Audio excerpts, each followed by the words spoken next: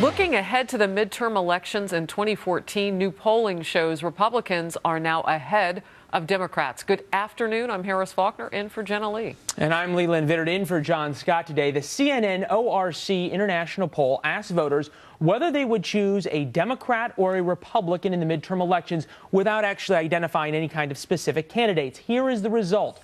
Republicans holding a 49% to 44% edge over Democrats. Much different from 2 months ago when Democrats were up 50% right after the government shutdown. Let's bring in John McCormick, a writer for the Weekly Standard, and Christopher Weaver, a reporter who covers healthcare for the Wall Street Journal. John, I want to start with you in terms of these new numbers. How big of a deal it is 11 months ahead of the midterms that you have seen this massive flip from the generic Democrat winning to the generic Republican winning?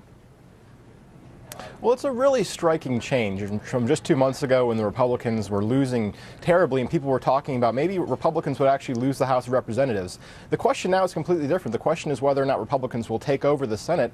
I think there's a real possibility that that could happen absent some huge event really happening in the next 10 months. I think Obamacare is going to be the dominant issue.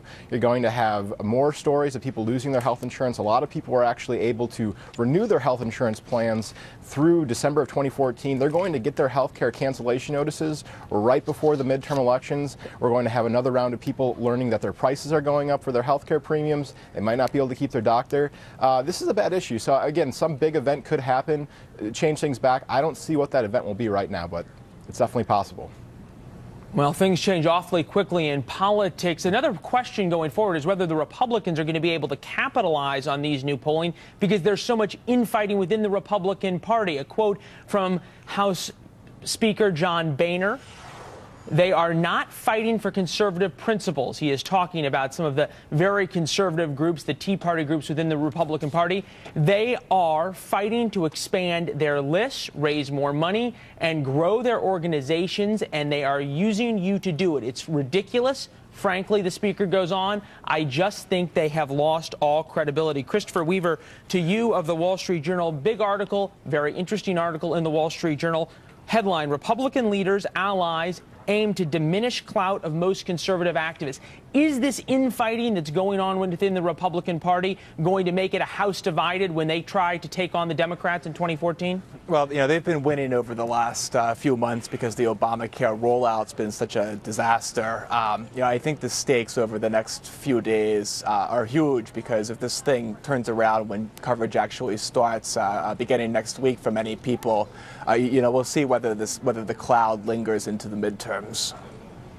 And we will certainly see how that cloud hangs over President Obama, whose approval rating has really taken a shellacking because of the Obamacare rollout. We wanted to look at the approval ratings of President Obama 1 year into his second term and President George W. Bush 1 year into his second term. President Obama now 39% approve. President Bush, December 2005, 43% approve. Going now back to John, I want to ask you this. Let's take Obamacare out of it. Obviously, that is the biggest topic right now. But how does the fact that Obamacare has so badly hurt the president's credibility and also his political capital, how does that affect his ability to really do anything in terms of his agenda domestically, internationally, over the next couple of years of his term? Well, there's a very significant correlation between a president's job approval rating and how his party will perform in a midterm election. And as Sean Trendy at RealClearPolitics.com has pointed out, if a president's languishing in the low 40s, that's a recipe for disaster for his party.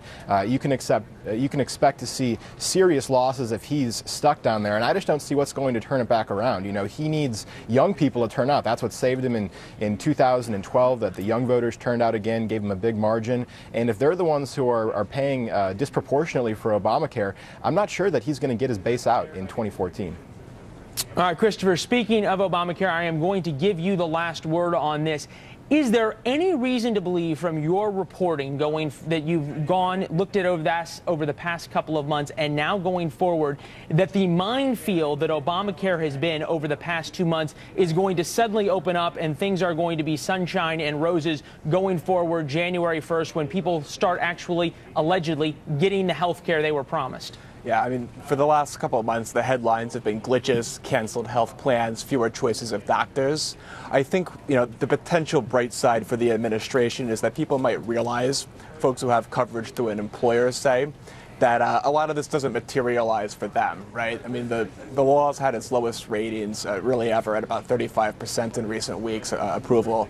And, if folks realize that, in fact, it's not restricting their choice of doctors, just the other 2 million people who actually signed up for coverage under the law, that could be a bright side. The real risk going into January 1st when coverage begins, though, is that it'll be a disorganized bureaucratic disaster where people start showing up at doctors and pharmacies without the coverage that they expect, and that could just continue these negative headlines.